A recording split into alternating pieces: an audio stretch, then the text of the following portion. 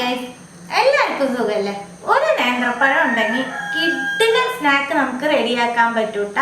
എത്ര കഴിച്ചാലും മതി വരില്ല, അത്രയ്ക്കും ടേസ്റ്റ് ഉള്ള ഒരു സ്നാക്കാണ് ഇന്നത്തെ സ്പെഷ്യൽ. 1/4 കപ്പ് മൈദ എടുത്തിട്ടുണ്ട്. മൈദ വേണ്ടാന്നുണ്ടെങ്കിൽ ഗോതമ്പാവ് യൂസ് ചെയ്തോളൂ. 1/4 കപ്പ് റവ, വറുത്തതോ വറുക്കാത്തതോ ഏതായാലും കുഴപ്പമില്ല. മാവിന് ആവശ്യമായിട്ടുള്ള ഉപ്പ്, ഒരു പിഞ്ച് മഞ്ഞൾപ്പൊടി, 1 ടീസ്പൂൺ പഞ്ചസാര, 1 ടീസ്പൂൺ ഓയിൽ, എല്ലാം ഒന്ന് മിക്സ് ചെയ്ത് കൊടുത്തിട്ട് ചപ്പാത്തി മാവിൻ്റെ പാകത്തിന് കുഴച്ചെടുക്കാം. സാധാരണ വെള്ളമാണ് കേട്ടോ ചേർക്കണേ.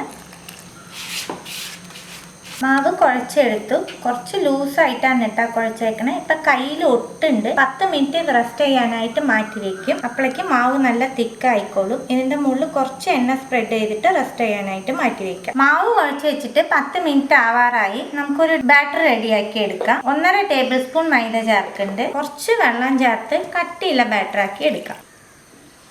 കട്ടകളില്ലാണ്ട് ബാറ്ററാക്കി എടുത്തിട്ടുണ്ട്. ഇതാണ് കേട്ടോ മാവിൻ്റെ പാകം. സ്പൂണിൽ ഇങ്ങനെ ബാക്കിൽ വരയ്ക്കുമ്പോൾ ഇതുപോലെ ഒരു വര വെട്ടാം. അത്രയ്ക്ക് കട്ടി മതി. ഇത് മാറ്റി വെക്കുന്നുണ്ട്. ഒന്നും കൂടി ഒന്ന് കുഴക്കുന്നുണ്ട് കേട്ടോ. നമ്മൾ വെച്ചേക്കാട്ടിലും മാവ് കുറച്ചും കൂടി കട്ടിയായിട്ട് കണ്ടില്ലേ. 2 ബോളാക്കി എടുക്കുന്നുണ്ട്. ഒരെണ്ണം ഇനി പരത്തി എടുക്കാം. അതിലേക്ക് കുറച്ച് മൈദാമാവ് സ്പ്രെഡ് ചെയ്യാം. ഒരു ബോള് മൈദയിൽ മുക്കുന്നുണ്ട്. ഒരുപാട് തിന്നല്ല, എന്നാൽ ഒരുപാട് കട്ടിയല്ല. ആ രീതിയിൽ നമുക്കിത് പരത്തിയെടുക്കാം. ഒരു ബോള് പരത്തിയെടുത്തു. ഒരു നേന്ത്രപ്പഴം എടുത്തിട്ടുണ്ട്. അധികം പഴുപ്പില്ലാത്ത പഴമാണ് കേട്ടോ എടുത്തേക്കണേ. എന്നാൽ പഴം പഴുത്തിട്ടുമുണ്ട്. ആ രീതിയിലുള്ള പഴം വേണം എടുക്കാനായിട്ട്. പഴം നമുക്ക് പരത്തിയ ഷീറ്റിലേക്ക് വെച്ച് കൊടുത്ത് ടൈറ്റായിട്ട് റോൾ ചെയ്തെടുക്കാം. റോൾ ചെയ്തതിന് ശേഷം ഈ അറ്റ നല്ലോണം പ്രസ് ചെയ്ത് കൊടുത്തോളൂ കേട്ടോ. ഒന്ന് കല്ലിൽ തന്നെ വെച്ച് ഒന്ന് ഇങ്ങനെ ചെയ്താൽ മതി. നമ്മൾ റോൾ ചെയ്തതിൽ ബാലൻസ് വന്ന ഈ അറ്റ ഒന്ന് കട്ട് ചെയ്ത് കൊടുക്കണ്ടേ. അതുപോലെ ഈ സൈഡും കട്ട് ചെയ്യാം. കുറച്ച് കനമുള്ള പീസായിട്ട് കട്ട് ചെയ്തെടുക്കാം. കട്ട് ചെയ്തെടുത്ത പീസ് നല്ലോണം ഒന്ന് ഷേപ്പാക്കി കൊടുക്കണം. പ്രസ് ചെയ്യണം പഴത്തിൽ. ഇതുപോലെ കറക്റ്റ് പഴത്തിൽ മാവ് ഒട്ടി ഉണ്ടാവണം കേട്ടോ. ഇതുപോലെ നമുക്ക് ബാക്കിയുള്ളതെല്ലാം റെഡിയാക്കി എടുക്കാം. 2 ബോൾസും നമ്മൾ റെഡിയാക്കി എടുത്തു. ഇനി നമ്മൾ റെഡിയാക്കി വെച്ചേക്കണ മൈദയിലേക്ക് ഇതൊന്ന് മുക്കിയെടുക്കാം. കുറച്ച് ബ്രെഡ് ക്രംസ് എടുത്തിട്ടുണ്ട്. അതിലേക്കാണ് ഇനി സ്പ്രെഡ് ചെയ്യാൻ പോകുന്നത്.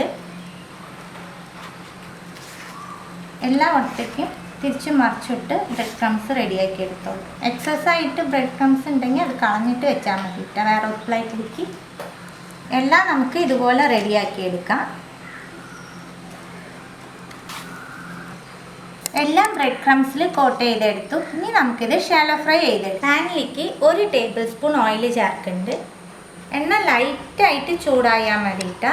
ഓരോ എണ്ണ വെച്ച് കൊടുക്കാം. നമ്മൾ വെക്കുമ്പോൾ ഇങ്ങനെ ലൈറ്റായിട്ട് ബബിൾസ് വന്നാൽ മതി. കുറേശ്ശെ എണ്ണ കോരിയിട്ട് നമുക്ക് മുകളിലൊക്കെ ഒഴിച്ച് കൊടുക്കാം. നിങ്ങൾക്കിത് ഡീപ്പ് ഫ്രൈ വേണമെങ്കിൽ ചെയ്യാം കേട്ടോ. എങ്ങനെ വേണമെങ്കിൽ ഇഷ്ടം അതുപോലെ ചെയ്തോ. ഇത് തിരിച്ചും മറിച്ചിട്ട് നല്ല ബ്രൗൺ കളറാക്കി എടുക്കണം. ഫ്ലെയിം സിമ്മിൽ വെച്ച് ചെയ്താൽ മതിയിട്ട്. അപ്പോഴാണ് ഉള്ളും വെന്ത് കിട്ടുള്ളൂ. നമുക്ക് 2 ഭാഗം ബ്രൗൺ കളറാക്കി എടുത്തു. ഞാൻ സിമ്മിൽ വെച്ചിട്ടാണ് കേട്ടോ ചെയ്തേക്കണേ. നമ്മൾ ഷാലോ ഫ്രൈ ചെയ്യുമ്പോൾ സൈഡൊക്കെ വേവുമോ എന്നുള്ളത് കുറേ പേർക്കുള്ള സംശയമാവും. 2 സ്പൂൺ എടുത്തിട്ട് നമുക്കൊന്ന് ഇങ്ങനെയൊക്കെ ചെരിച്ചൊക്കെ വെച്ച് കൊടുത്ത് റെഡിയാക്കി എടുത്താൽ മതിയിട്ട്. ബാക്കിയുള്ളതും ഈ എണ്ണയിൽ തന്നെയാണ് കേട്ടോ ചെയ്യണത്. വേറെ ഓയിലൊന്നും ആഡ് ചെയ്യുന്നില്ല. അടിപൊളി സ്നാക്കാണ് കേട്ടോ. വെറൈറ്റിയും കൂടിയാണ്. കുട്ടീസിനായാലും വലിയവർക്കായാലും ഒരുപോലെ ഇഷ്ടമാവും. തീർച്ചയായിട്ടും എല്ലാവരും ട്രൈ ചെയ്ത് നോക്കണം. ട്രൈ ചെയ്ത് നിങ്ങളുടെ ഫീഡ്ബാക്കൊക്കെ അറിയിക്കാം. പുതിയൊരു റെസിപ്പി ആയിട്ട് അടുത്ത വീഡിയോയിൽ കാണാം. See you. Bye.